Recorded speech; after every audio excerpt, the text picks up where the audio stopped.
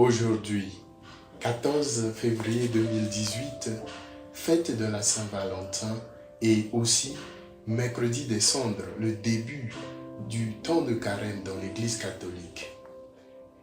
Le thème d'aujourd'hui, l'amour, prend tout son sens au carême. L'Église nous présente comme texte Joël au chapitre 2, versets 12 à 18, le psaume 50, la deuxième lecture de Saint Paul aux Corinthiens, au chapitre 5, et Matthieu qui présente Jésus devant ses disciples, leur donnant les conditions dans lesquelles l'aumône doit se faire. Le proverbe africain nous le dit bien, il est plus facile de tomber amoureux que de rester amoureux.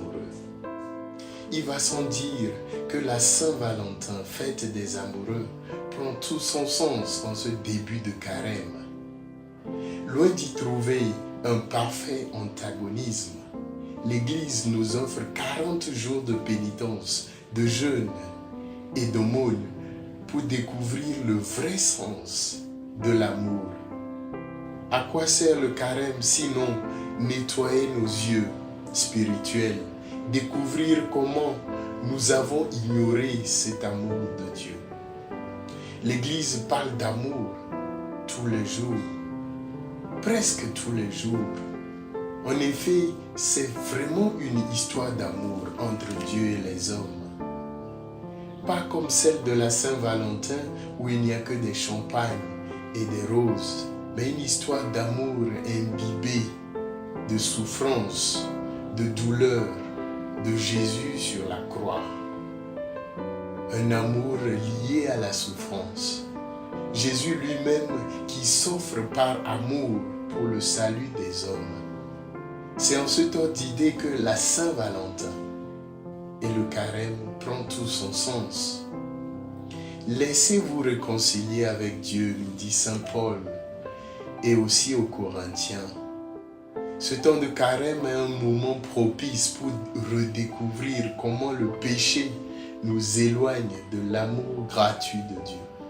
Le moment de poser des actes d'amour, de bien.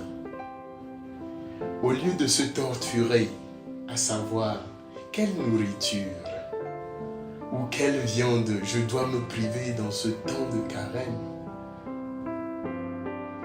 essayons de nous demander quel défaut, quelle dépendance, peut-être la cigarette, la boisson, ou peut-être WhatsApp, Facebook, devons-nous défaire pour être plus présents aux autres qui sont avec nous? Quels sont les actes que je peux poser en toute discrétion, comme Jésus nous le demande dans l'Évangile, pour rendre mon quartier propre, mon environnement sain? Quel acte courageux je peux poser pendant ce temps de carême? Par exemple, saluer le voisin que je vois et que je dépasse chaque jour. Que puis-je faire pour que ce carême nous aide et m'aide à mieux construire ma société, ma famille, ma communauté? Posons des actes d'amour, car pour se réconcilier, on n'apporte pas un couteau qui tranche, mais une aiguille qui coupe, nous dit le proverbe. Je salue tous les couples et que le Seigneur continue de les bénir, que ce soit dans la souffrance et dans la joie. Nous prenons exemple et modèle dans les souffrances du Christ qui meurt par amour pour l'humanité. Bonne sainte journée à vous tous et bon début de carême et bonne fête de la Saint-Valentin. Merci.